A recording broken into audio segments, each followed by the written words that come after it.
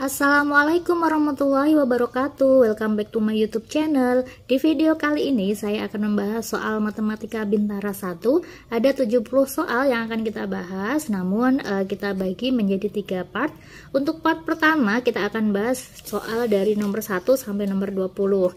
Nah, sebelumnya di sini saya spill dulu soalnya. Di sini ada soal trigonometri, kemudian ada logika matematika, kemudian ada persamaan kuadrat, kemudian di sini ada logika matematika juga, kemudian ada soal cerita, kemudian ada fungsi trigonometri, fungsi turunan, persamaan garis singgung, dan lain-lain gitu ya. Nah, oke, langsung aja kita bahas dari soal nomor 1.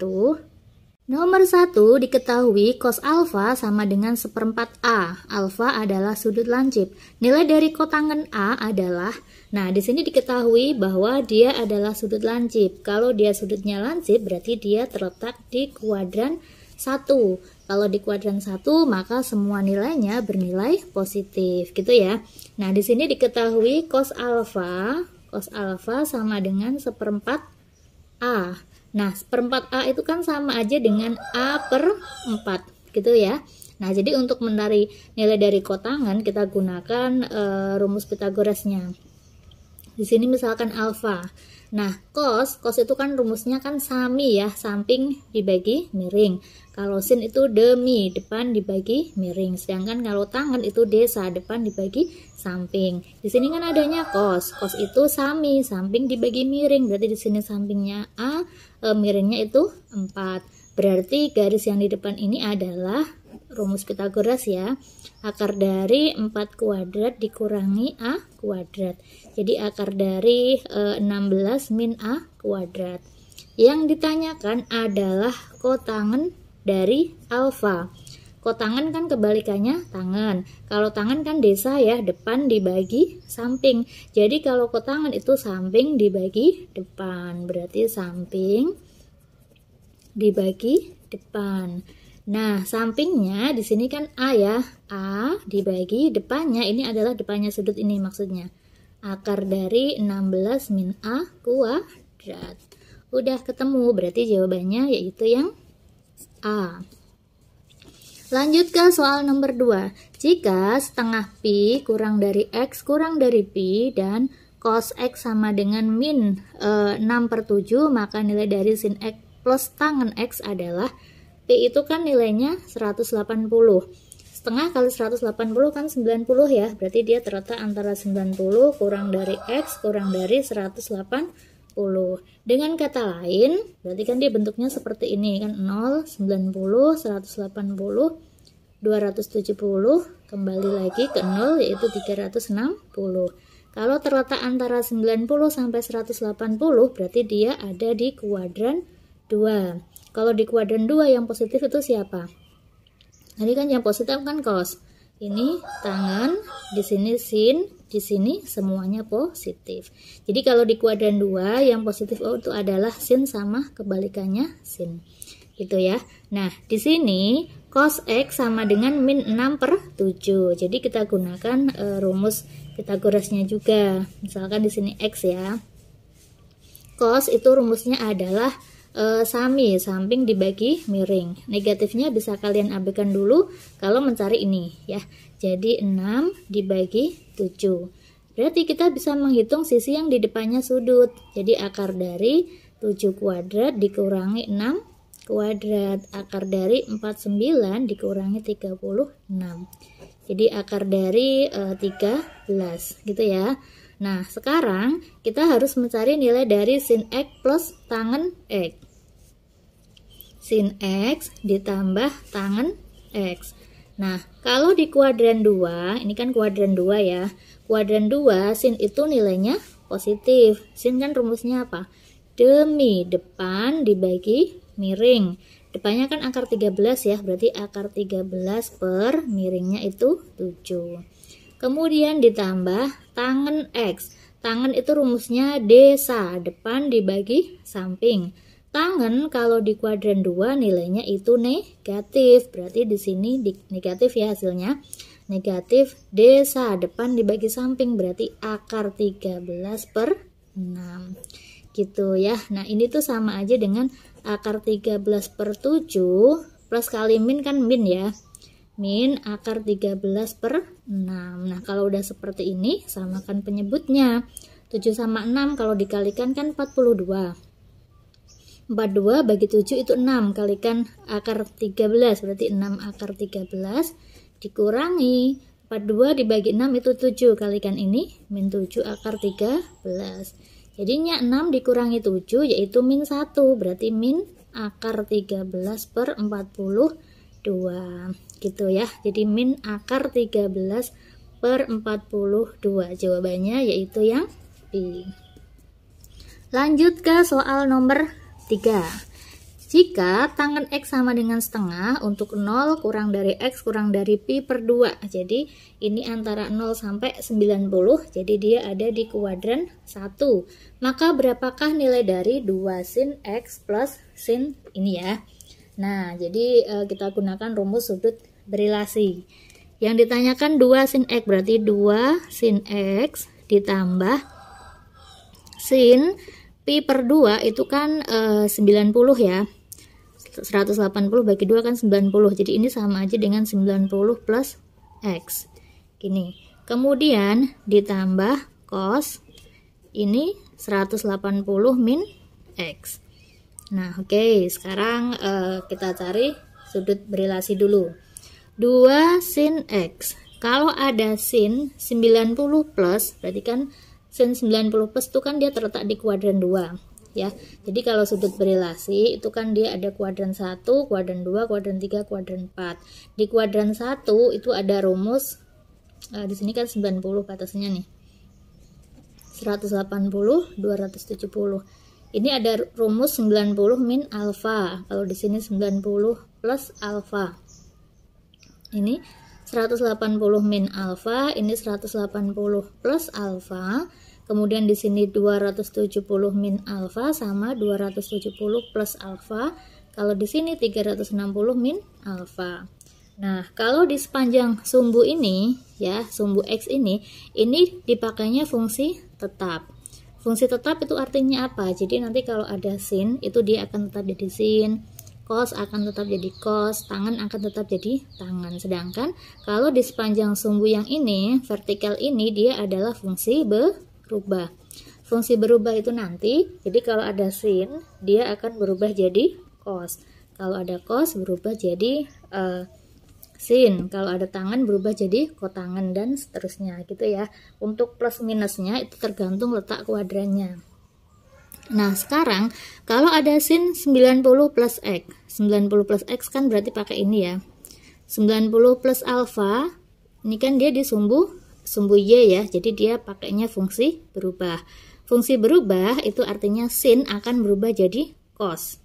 Kemudian di sini kan soalnya sin 90 plus X, 90 plus X kan dia ada di kuadran 2. Di kuadran 2 sin itu nilainya positif, berarti dia sama aja dengan plus. Sin ini berubah jadi cos ya, cos, jadi cos apa? Cos X ya. Oke, ini kenapa plus? Karena soalnya itu sin yang ada di kuadran 2 gitu ya. Kemudian cos 180 min X. 180 min X ini kan dia pakainya fungsi tetap. Kalau fungsi tetap berarti ya cos tetap jadi cos. Ini dia di kuadran 2, cos di kuadran 2 nilainya negatif. Jadi ini sama aja dengan min cos X gitu. Nah, ini cos X dikurangi cos X kan habis ya, berarti tinggal 2 sin X. Nah, sekarang kita tinggal mencari nilai sinnya. Dari mana? Nah, ini kan dia diketahui tangen. Di sini X.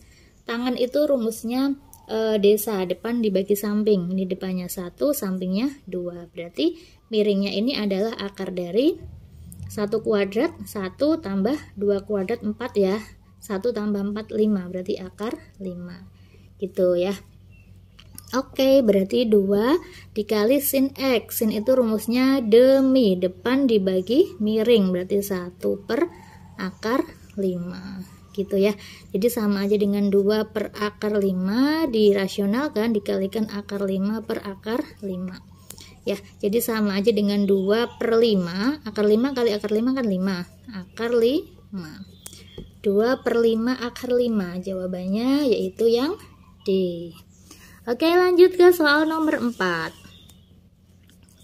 Jika 0 kurang dari X kurang dari 2pi, maka himpunan penyelesaian persamaan dari 3 tangen X sama dengan min akar 3 adalah, jadi di sini yang diminta itu antara 0 sampai 180 gitu. Sekarang kita cari persamaannya. Untuk persamaan trigonometri, untuk tangen, ini kan tangen ya. Kalau ada tangen X sama dengan tangen alfa, maka X sama dengan alfa plus K kali 180. Rumusnya cuma 1. Ini kalau tangen. Kalau sin rumusnya ada 2, cos rumusnya juga ada 2. Bisa kalian buka bukunya ya. Oke, sekarang lanjut ke sini. 3 tangen X sama dengan min akar 3. Tangen X sama dengan min akar 3/3. Nah, jadi kan sama aja dengan tangen X itu min 1/3 akar 3. Nah, untuk tangen sendiri, tangen yang hasilnya 1/3 akar 3 itu kan tangen 30, ya kan? Tangen 30 itu 1/3 akar 3. Kalau tangen 60 itu kan akar 3, ya kan? Nah, oke, berarti kita gunakan rumus ini. Tangen 30 sama dengan 1/3 akar 3. Tapi di sini negatif. Kalau negatif berarti dia ada di kuadran 2. Kalau di kuadran 2 berarti kan yang berelasi sama 30 itu tangen 180 dikurangi 30, ya kan? Jadi tangen 150 ya. Jadi tangen X sama dengan tangen 150 gitu ya. Oke, sekarang tinggal kita cari aja. Kita pakai rumus ini. Kan tangen X sama dengan tangen alfa, jadi pakai ini. Jadi X sama dengan 150 plus K kali 180. Untuk K sama dengan 0, maka X-nya 150. Untuk K sama dengan 1, maka X-nya berapa? 330. Nah, ini yang diminta, maaf ini bukan pi ya, yang diminta 0 sampai 2pi, berarti 0 sampai 360. Ini nanti kalau dia dipakai K-nya sama dengan 2 kan udah nggak memenuhi ya, udah lebih ya. Ya udah berarti ini hasilnya 150 sama 330. Tapi di sini jawabannya dalam pi K. Ya udah berarti ubah ke dalam pi. Pi itu kan nilainya 180 ya. Jadi cara ngubahnya itu 150. Kalau mau diubah ke dalam pi berarti kalikan sama pi per 180. Ini nolnya coret. Nah, jadi kan tinggal 15/18 sama-sama dibagi 3. 15 bagi 3 itu 5. Ini bagi 3 itu 6, berarti 5/6 pi gitu. Jadi yang ini juga sama, 330 kalau mau diubah ke pi berarti kalikan pi per 180. Ini coret, ini coret. Sama-sama bagi 3, 11 33 bagi 3 itu 11, ini bagi 3 itu 6. Jadi 11/6 pi. Udah berarti ini jawabannya ya. Jadi 5/6 pi sama 5/6 pi sama 11/6 pi. Jawabannya yaitu yang D. Lanjut ke soal nomor 5. Jika tangen 2x plus 10 sama dengan kotangen 3x min 15, maka nilai x yang memenuhi adalah, nah berarti ini persamaan seperti ini berarti kan harus kita buat sama nih, karena di sini tangen maka di sini harus diubah menjadi tangen, ya kan? Ya enggak? Nah, jadi ini kan pakainya kan fungsi berubah. Kalau fungsi berubah kan pakai yang atas, yang ke atas, yang sepanjang sumbu Y itu kan, yang seperti ini kan. Tangen biar jadi kotangen berarti kan bisa pakai rumus karena di sini positif ya. Positif tangen itu kan hanya ada di kuadran 1 sama di kuadran 3. Kita coba di kuadran 1 dulu. Kuadran 1 kan berarti di sini ada 90 min alfa. Ya enggak? Jadi dengan kata lain tangen 90 min alfa. Ini kan dia fungsi berubah ya, sama aja dengan kotangen alfa. Tangen berubah jadi kotangen, dia positif karena di kuadran 1. Nah sekarang kotangen ini Supaya dia sama berarti kan kita pakai rumusan yang ini. Jadi tangen 2x plus 10 sama dengan kotangen 3x min 15. Biar bisa dicari nilainya, maka kita ubah persamaannya kan sama biar bisa dicoret ya. Kotangen ini ubah ke sini. Jadi sama aja dengan tangen 90 dikurangi alfa. Alfanya tuh dia 3x min 15 gitu ya. Jadi tangen 2x plus 10 sama dengan tangen 90 min 15. Ini min kali min kan plus, jadi 90 tambah 15 itu 105 min 3x. Oke, udah sama-sama tangan, kita coret gitu. Jadinya 2x plus 10 sama dengan 105 min 3x. Min 3x pindah ruas jadi plus ya. 2x tambah 3x itu 5x sama dengan ini pindah ruas ke sana, 105 dikurangi 10 itu 95 gitu. Berarti x-nya berapa? X-nya berarti 95 dibagi 5 yaitu 19. 19 berarti jawabannya yaitu yang B. Nomor 6, nilai dari sin 150 ditambah cos 300 dibagi tangen 225 dikurangi sin 300 adalah, nah ini berarti pakai sudut berelasi ya, sudah saya jelaskan tadi sebelumnya. Sin 150 supaya mudah itu kita gunakan fungsi tetap aja ya. Jadi sin 150 ini kita ubah menjadi sin 180 min 30 ya kan. Nah ditambah cos 300 itu sama aja dengan cos 360 dikurangi 60 dibagi tangen 225 itu sama aja dengan tangen berapa nih? Kalau misalkan mau pakai fungsi tetap itu kan berarti pakai 180 plus 45 dikurangi sin 300 berarti 360 dikurangi 60. Nah udah, ini kan dia fungsi tetap, sin berubah jadi tetap berubah jadi sin, nggak berubah ya, maksudnya sin tetap jadi sin. Kemudian 180 min 30 kan 150 itu di kuadran 2. Di kuadran 2 sin itu nilainya positif, berarti dia jadi sin 30. Kemudian ditambah cos 360 min alfa, kan cos tetap jadi cos. Kemudian ini dia terletak di kuadran 4. Di kuadran 4 cos itu nilainya positif, jadi dia sama aja dengan cos 60. Kemudian dibagi tangen 180 plus alfa, kan dia fungsi tetap, berarti tetap jadi tangen. Ini di kuadran 3 ya. Di kuadran 3 itu tangen nilainya positif, berarti sama aja dengan tangen 45. Dikurangi sin 300, sin di kuadran 4 itu nilainya negatif, dia kan fungsi tetap, berarti min sin 60 gitu ya. Nah sekarang kita cari nilainya. Sin 30 itu setengah, cos 60 itu setengah dibagi tangen 45 itu 1 ya kan, 1 ini min kali min kan plus, plus sin 60 itu setengah akar 3 gitu. Udah tinggal kita cari nilainya. Setengah tambah setengah itu 1 dibagi 1 plus ini setengah akar 3 bisa kita tulis menjadi akar 3/2 gini ya. Akar 3/2.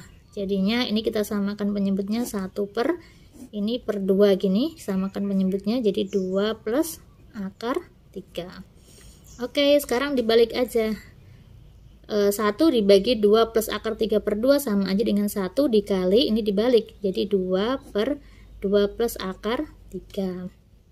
Kalau misalkan udah seperti ini ya, berarti baru kita rasionalkan, dikalikan sama 2 min akar 3 per 2 min akar 3. Jadinya 2 dikali 2 min akar 3 yang bawah, 2 kali 2 kan 4, akar 3 dikalikan akar 3 kan 3, 4 kurangi 3 itu 1 gitu ya. Udah berarti ini hasilnya. Jadi hasilnya tinggal dikalikan 2 kali 2 4 min 2 kali akar 3 itu 2 akar 3. 4 min 2 akar 3. Jawabannya yaitu yang C. Nomor 7, ini logika matematika. Jika ayah pergi ke kantor, maka ia naik mobil. Nah, di sini ada jika maka. Jika maka berarti dia implikasi. Kita misalkan dulu, ayah pergi ke kantor, ini kita misalkan P. Maka ia naik mobil. Nah, naik mobil ini kita misalkan Q. Berarti kan pernyataan pertama itu jika P maka Q. Gitu ya. Kemudian ayah tidak naik mobil.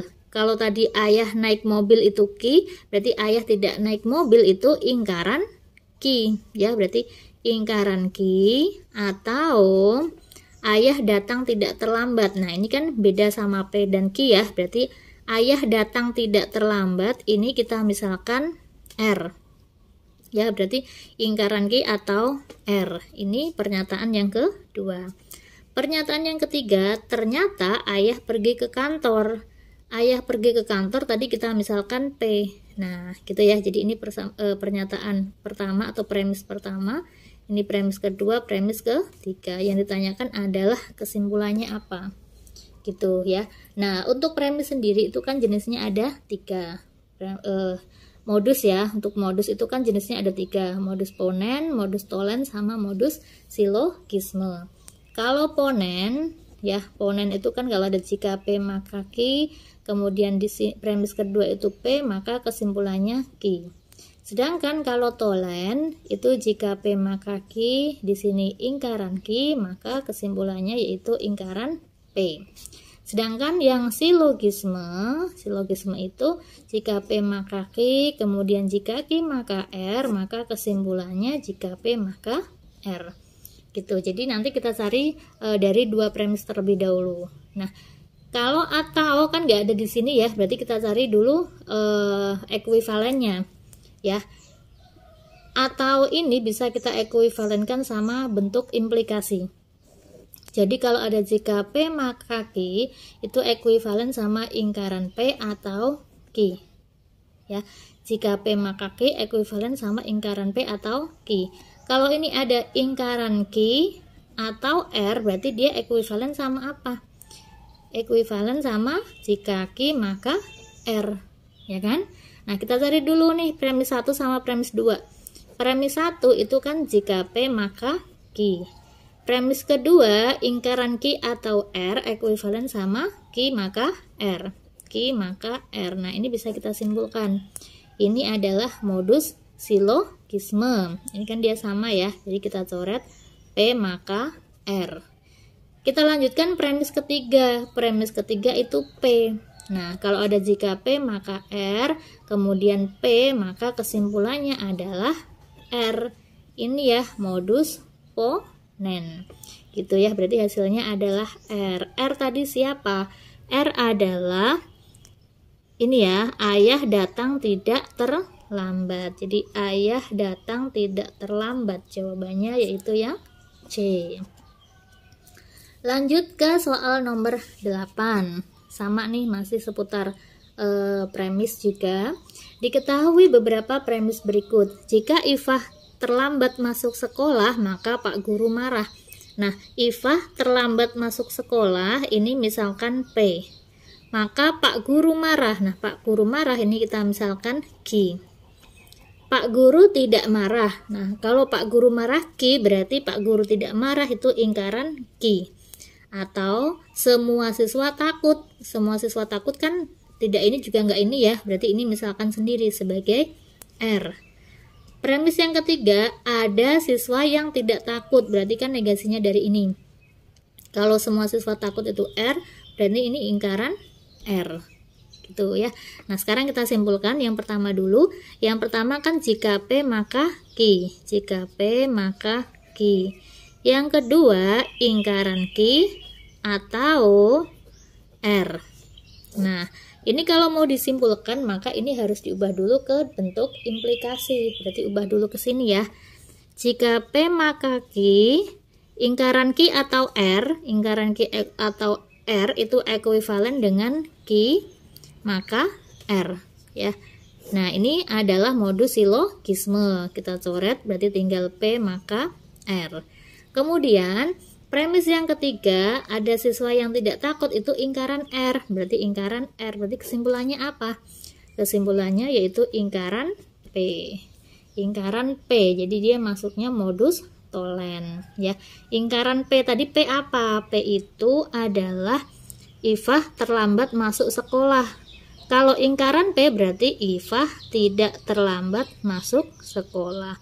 Ifah tidak terlambat masuk sekolah. Jawabannya yaitu yang D. Oke, lanjut ke soal nomor 9.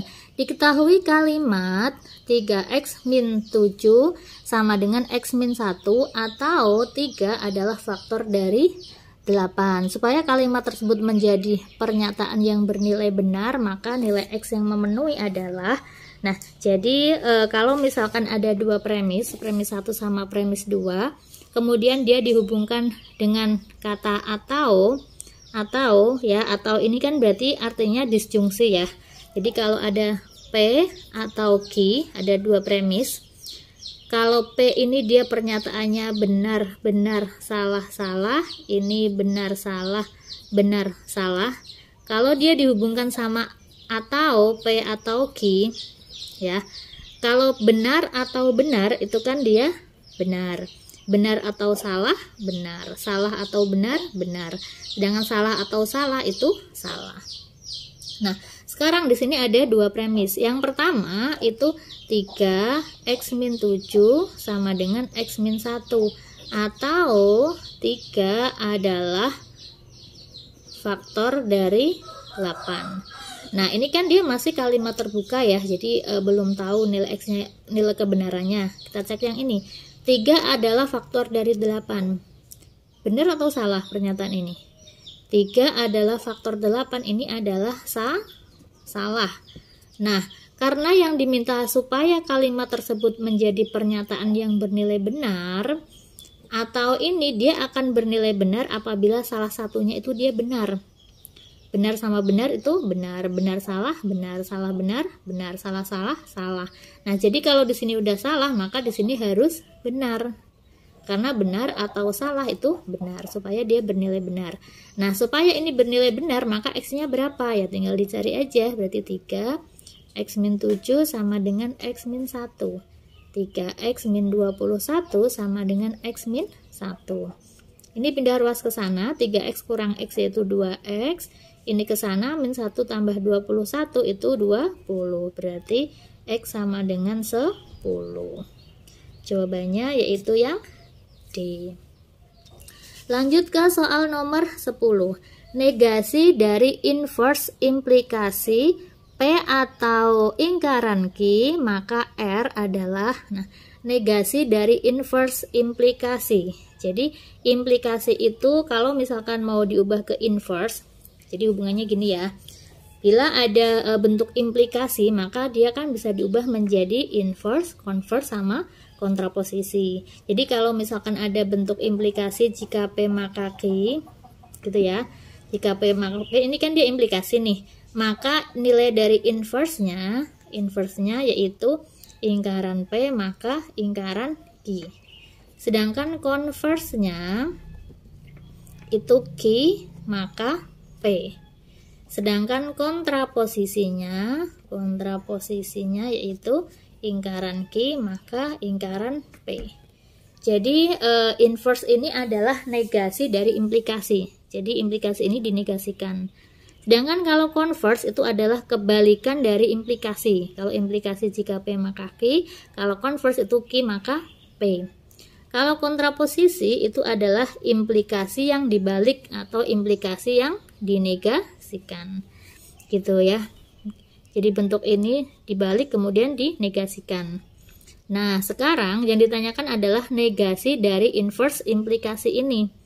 Jadi implikasi diubah dulu ke inverse baru dinegasikan gitu ya. Kalau implikasinya ini berarti inverse-nya itu apa? Nah, inverse itu kan implikasi dinegasikan ya. Berarti negasi dari P atau ingkaran Q maka ingkaran R. P kan dia gini inversenya. Yang ditanyakan adalah negasi dari ini, berarti ini dinegasikan, ini itu dinegasikan. Nah, kalau dia dinegasikan, ini nggak bisa langsung ini dinegasi tuh nggak bisa, karena ini masih ada lambang implikasi.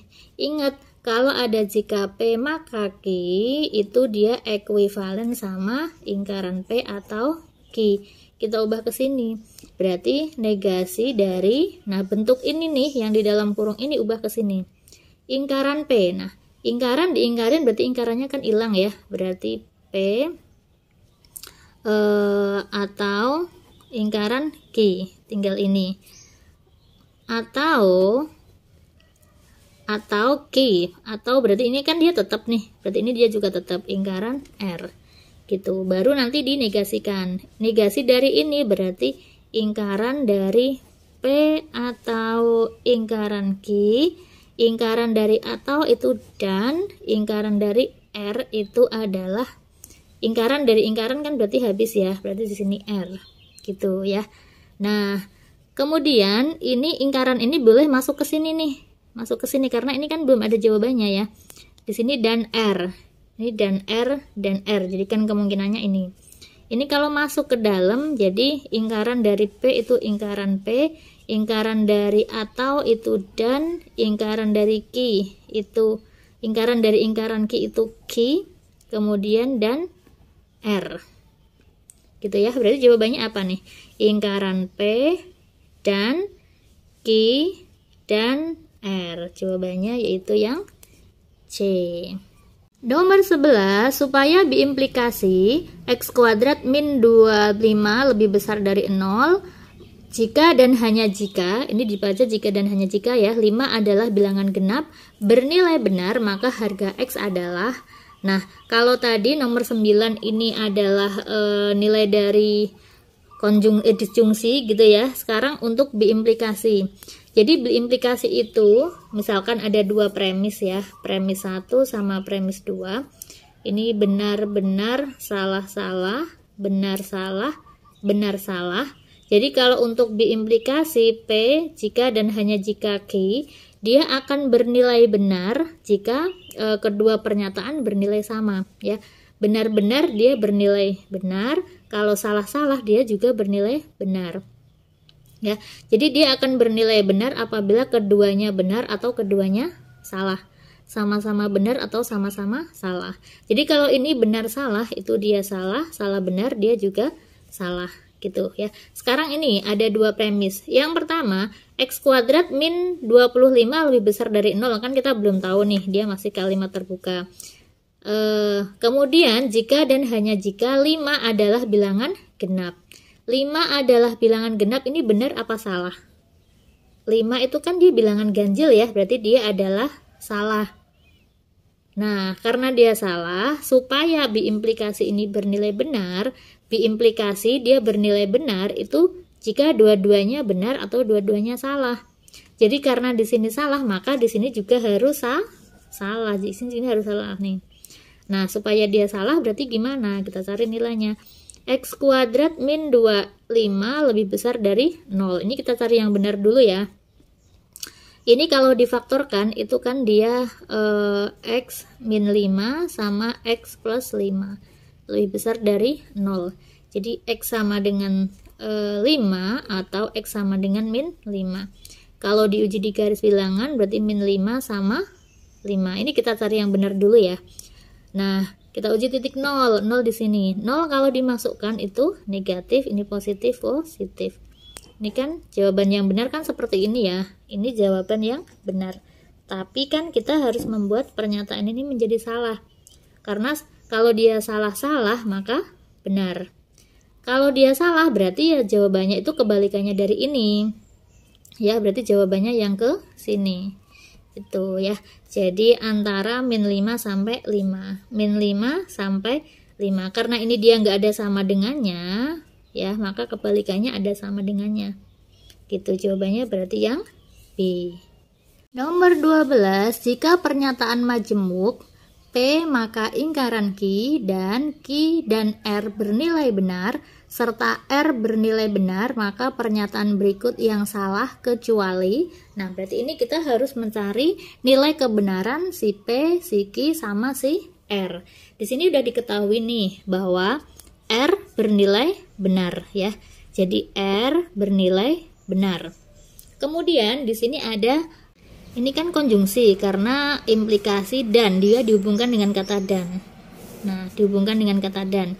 Dia bernilai benar. Nah, kedua pernyataan ini, premis ini, dia kan kalau misalkan ini nilainya benar, kalau dan berarti kan dia harus benar sama benar, karena dan itu benar, benar itu benar. Kalau salah satu salah aja berarti dia salah. Nah, berarti ini kan dia harus benar. Q dan R nilainya harus benar. Sedangkan dia di sini diketahui R itu benar. Kalau R benar, supaya menjadi benar, maka Q harus benar. Karena benar dan benar itu benar. Berarti ketemu ya, Q-nya itu benar. Oke, sekarang kalau Q benar, kemudian R benar berarti kan dia di sini udah benar gitu ya.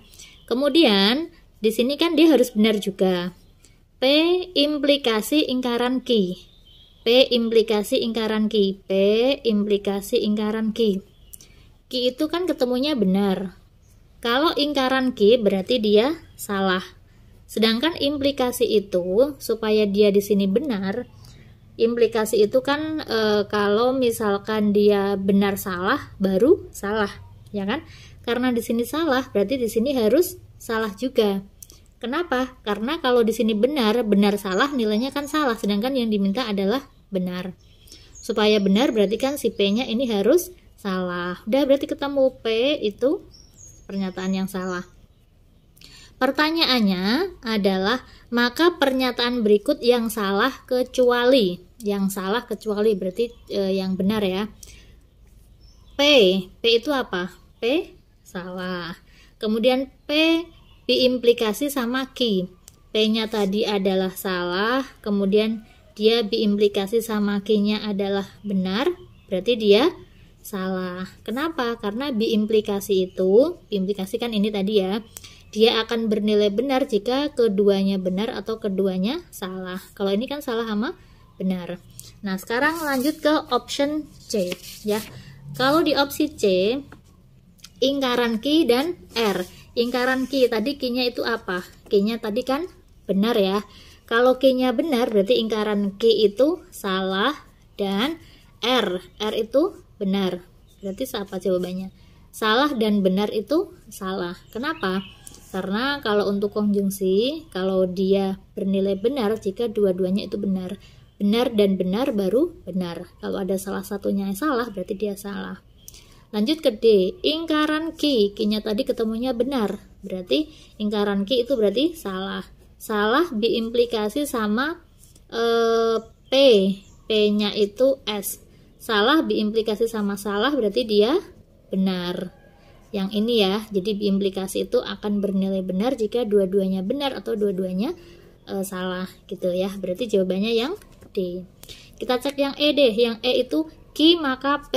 Q kan benar tadi ya. Benar maka P. P-nya salah. Benar salah maka salah.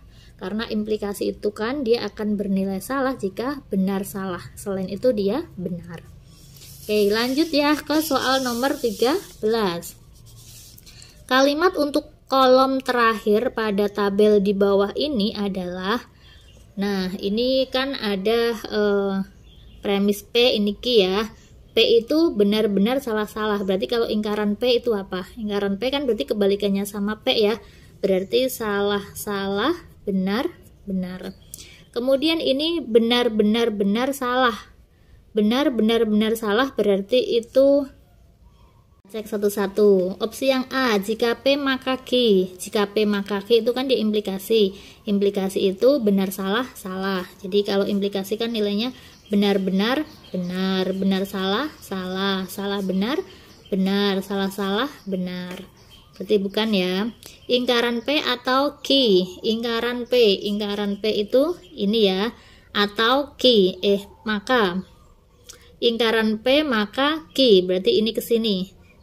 Implikasi salah benar, benar, salah salah, benar, benar benar, benar, benar salah, salah. Udah ini, benar kan? Ya, jawabannya berarti yang B. Lanjut ke soal nomor 14. Akar-akar persamaan, jadi ini masuknya ke persamaan kuadrat. Akar-akar persamaan 2x kuadrat plus ax min 3 sama dengan 0 diketahui saling berbalikan dengan akar-akar persamaan 3x kuadrat plus 5x plus 2b sama dengan 0. Maka nilai dari AB adalah, nah oke, jadi di sini ada dua persamaan kuadrat. Persamaan kuadrat yang pertama itu 2x kuadrat plus ax min 3. Misalkan akarnya adalah x1 sama x2. Jadi x1 ditambah x2, rumusnya itu apa? Min b per a ya, berarti min a per 2. x1 kali x2 itu c per a, jadi min 3 per 2. Kemudian ada persamaan kuadrat lagi, 3x kuadrat plus 5x plus 2b sama dengan 0. Misalkan akarnya adalah alfa sama beta. Kemudian diketahui akarnya itu saling berkebalikan. Berkebalikan itu misalkan ini akarnya 3 sama 4, berarti ini 1/3 sama 1/4 gitu ya. Jadi alfa ini dia 1/x1, ini 1/x2. Nah, jadi bisa kita cari nilainya nih. Alfa plus beta itu kan dia rumusnya min b per a. Min b per a berarti min 5/3. Sedangkan alfa sendiri itu adalah 1/x1 ditambah 1/x2, ini untuk yang beta, sama dengan min 5/3. Nah ini kalau dia disamakan jadinya x1 kali x2, ini x2 ditambah x1 sama dengan min 5/3. Nah x1 ditambah x2 itu kan rumusnya min a per 2 ya, jadi min a per 2 dibagi x1 kali x2 itu min 3/2 sama dengan min 5/3. Ini coret sama coret. Ini min bagi min kan plus ya, jadi a per 3 sama dengan min 5/3. Coret-coret jadi a sama dengan min 5. Nah, A-nya ketemu min 5, sekarang kita mencari B pakai rumus perkalian. Alfa kali beta itu rumusnya C per A, jadinya 2B per 3. Sedangkan alfa itu 1/x1, beta itu 1/x2, sama dengan 2B per 3. Jadi 1/x1 kali x2. x1 kali x2 itu min 3/2 sama dengan 2B per 3. Ini kalau dia dibalik, 1 dibagi min 3/2 sama aja dengan min 2/3. Sama dengan 2B per 3. Coret-coret. Jadi B ketemunya min 2 dibagi 2 itu min 1. Nah, A-nya ada, B-nya ada. Yang ditanyakan adalah A kali B. A-nya adalah min 5 dan B-nya adalah min 1. Min kali min itu plus, berarti 5. Jawabannya yaitu yang D. Oke, lanjut ke soal nomor 15. Persamaan grafik parabola pada gambar di bawah ini adalah, nah ini untuk mencari persamaan fungsi kuadrat ya, yang diketahui adalah titik puncak sama titik yang lainnya. Titik puncak, kalau yang diketahui titik puncak sama salah satu titiknya, rumusnya yaitu y min yp sama dengan a x min xp kuadrat. Gini ya. Titik puncak ini dia sebagai xp sama yp, sedangkan ini dia sebagai x sama y. Udah tinggal disubstitusi aja. Y dikurangi yp. Y-nya ini 1 dikurangi yp-nya 2 sama dengan a. X-nya ini 0 dikurangi yp-nya min 1 kuadrat. 1 kurangi 2 kan min 1 ya. Ini a. Ini 0 min 1 berarti kan 0 tambah 1 kan 1 ya, dikuadratin kan 1 juga. Jadi A-nya ketemunya min 1. Nah, A-nya ketemu min 1, tinggal kita masukkan aja ke rumus, tapi X sama Y-nya nggak usah dimasukkan. Jadi Y dikurangi YP, berarti dikurangi 2 sama dengan A. A-nya ketemu min 1, X-nya kita biarkan min XP. Min 1 kan berarti plus 1 ya, kuadrat gitu. Jadi Y min 2 sama dengan min 1. Ini kalau dikuadratkan itu X kuadrat plus 2X plus 1.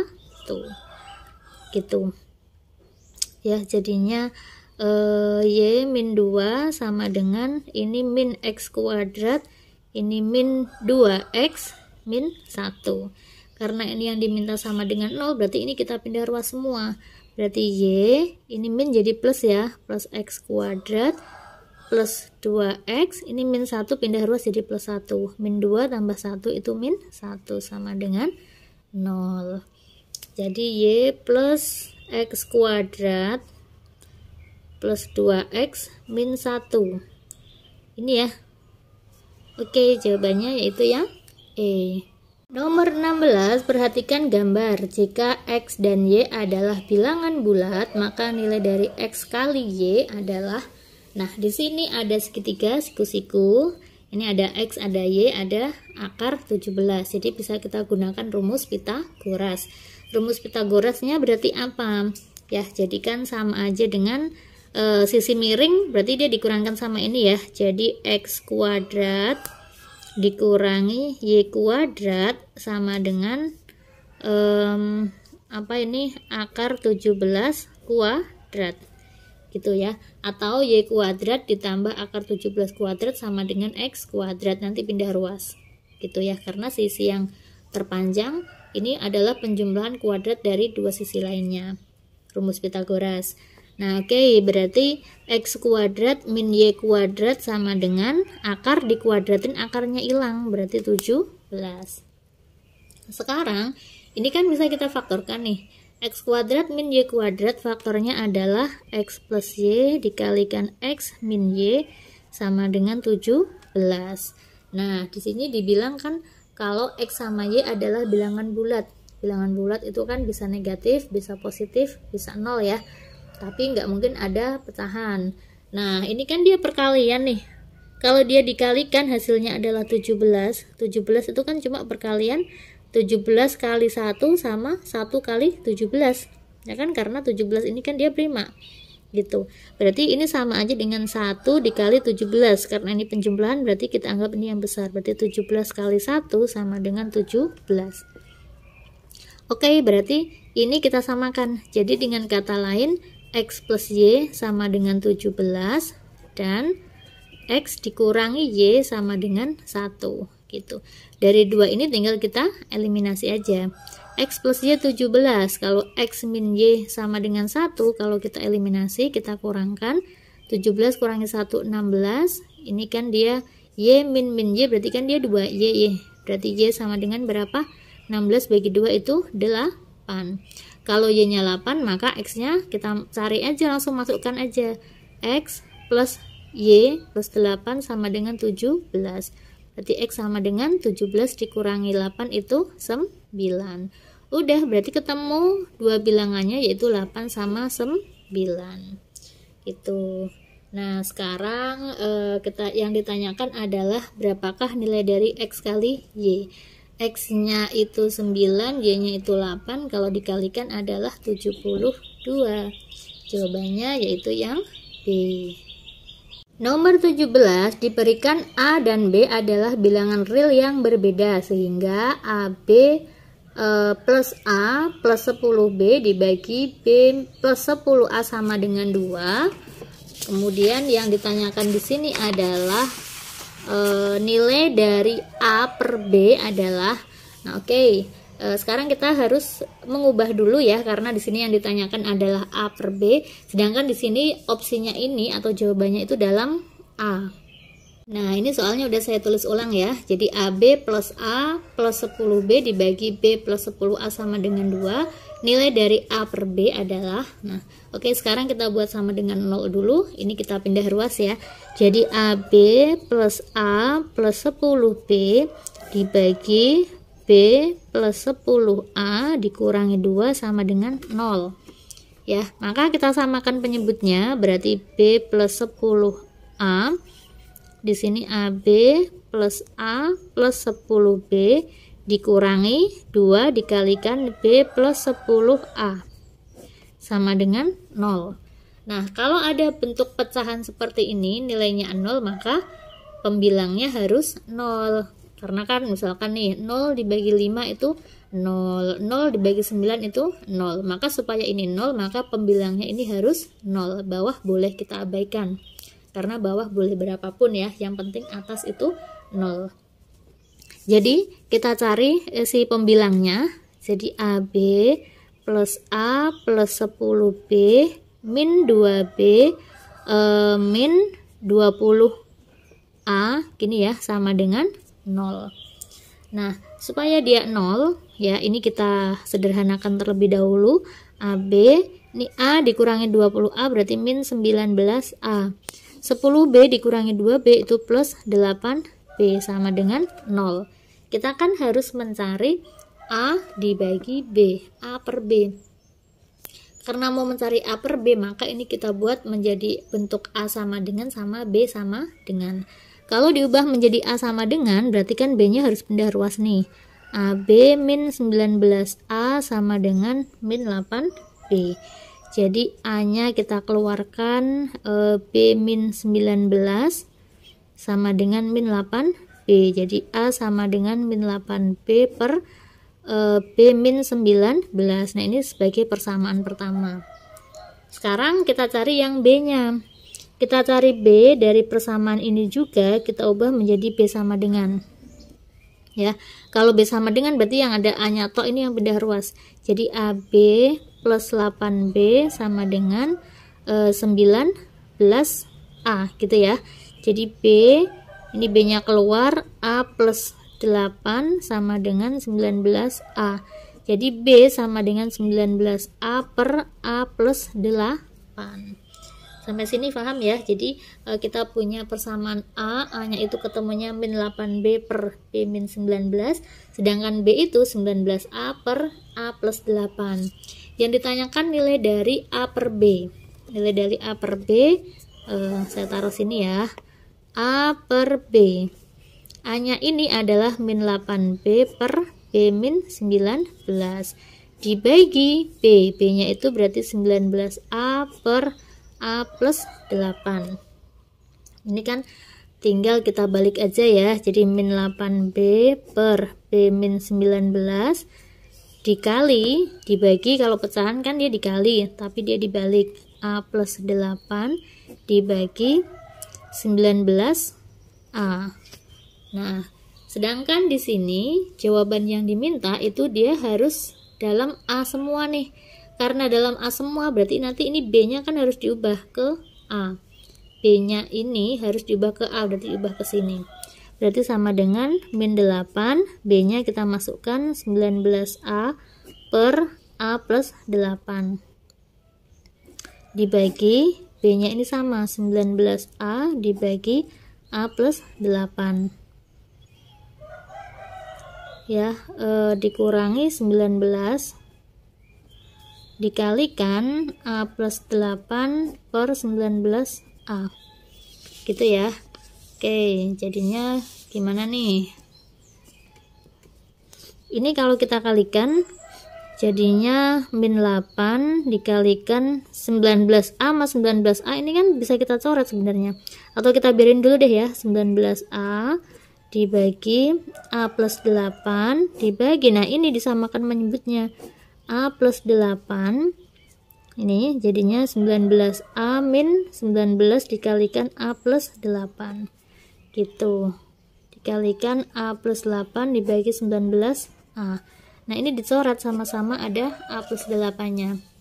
Oke, jadinya min 8 dikalikan 19A dibagi, nah ini jadinya 19A dikurangi 19A kan habis ya, tinggal min kali 8 itu min 8 dikalikan A plus 8 dibagi 19A. Ini coret, ini coret, kemudian ini coret, ini coret gitu. Jadi sisanya tinggal, maaf ini ada sisanya ya, kan ini 19A dikurangi 19A, ini min 19 kali 8, jadi ini min 19 kali 8, ada kali 19 nya gitu ya. Ini udah dicoret, udah habis, berarti sisa A plus 8 dibagi 19. A plus 8 dibagi 19, jawabannya berarti yang D. gitu ya. Nah, kalau ada nemu soal ternyata panjang pengerjaannya seperti ini, bisa kalian skip aja, lopati dulu, kalian kerjakan soal yang mudah terlebih dahulu. Lanjut ke soal nomor 18. Jika A itu 5 pangkat X ditambah 5 pangkat min X, dan B itu 5 pangkat X dikurangi 5 pangkat min X, maka nilai dari A kuadrat min B kuadrat adalah, nah, jadi yang ditanyakan adalah A kuadrat min B kuadrat.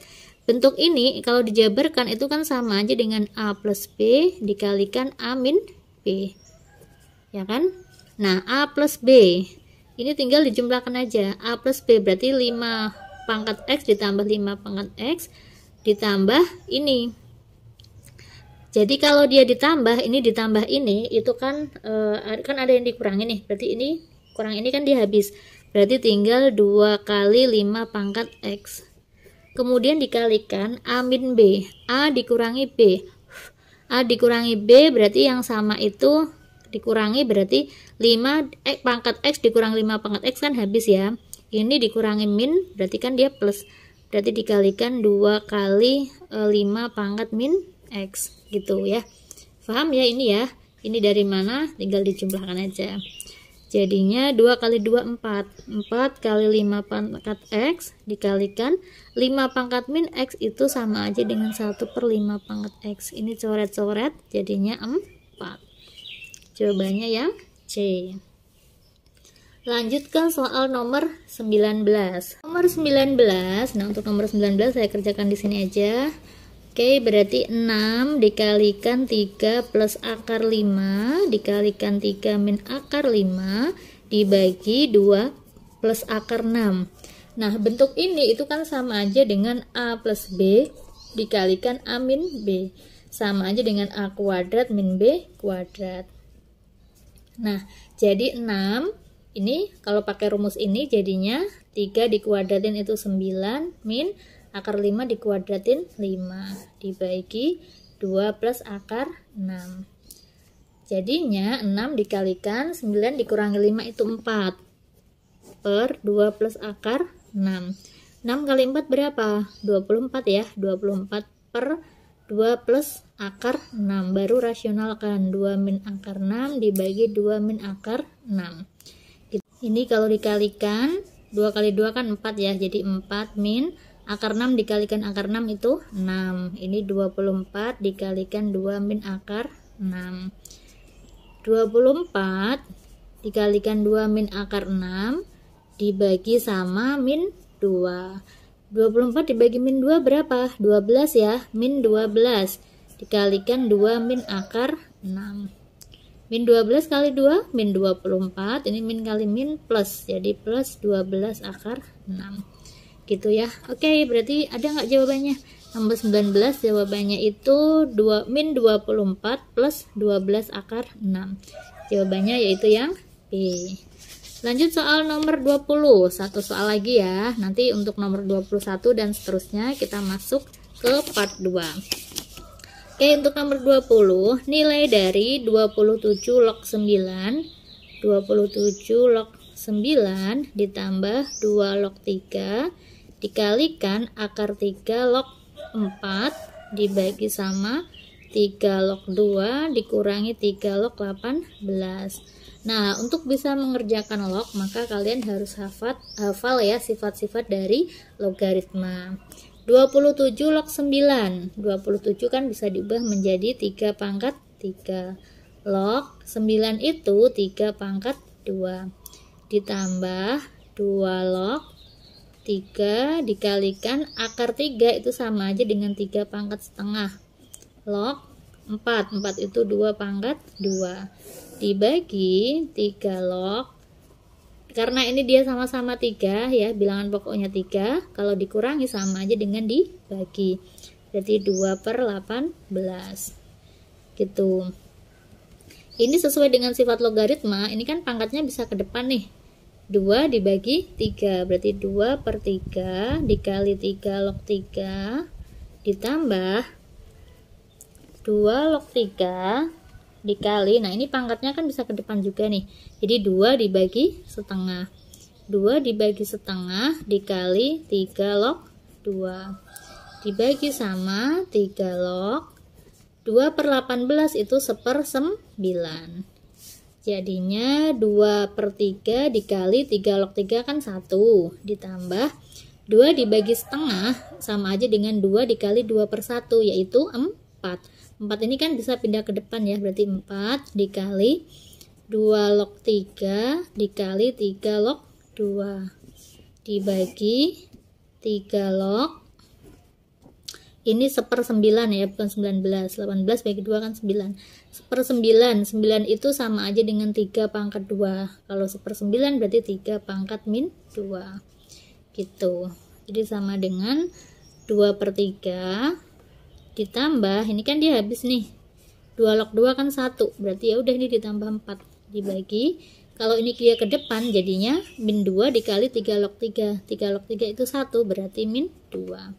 Gitu. Udah ini tinggal kita samakan menyebutnya yang atas per 3 ya. Jadi 2 ditambah 12 karena ini kan 4/1. 3 dibagi 1, 3 kalikan 4 12 per min 2. Jadinya berapa jadinya? 2 tambah 12 itu 14 ya. Jadi 14/3 dibagi min 2. Min 2 itu kan penulisannya itu sama aja dengan apa nih? 4/3, minnya taruh depan boleh ya, min 14/3. Ini kan dia per 1, jadi kalau dikalikan itu sama aja dengan 1/2 gitu. Kalau dicoret berarti ini 7, jadi tinggal min 7/3. Min 7/3. 7/3 itu sama aja dengan min 14/6. Jadi jawabannya yaitu yang B. Nah, oke, itu tadi 20 soal ya untuk latihan kalian yang mau mengikuti tes Bintara. Semoga bermanfaat. Ketemu lagi di part selanjutnya. Saya akhiri. Wassalamualaikum warahmatullahi wabarakatuh.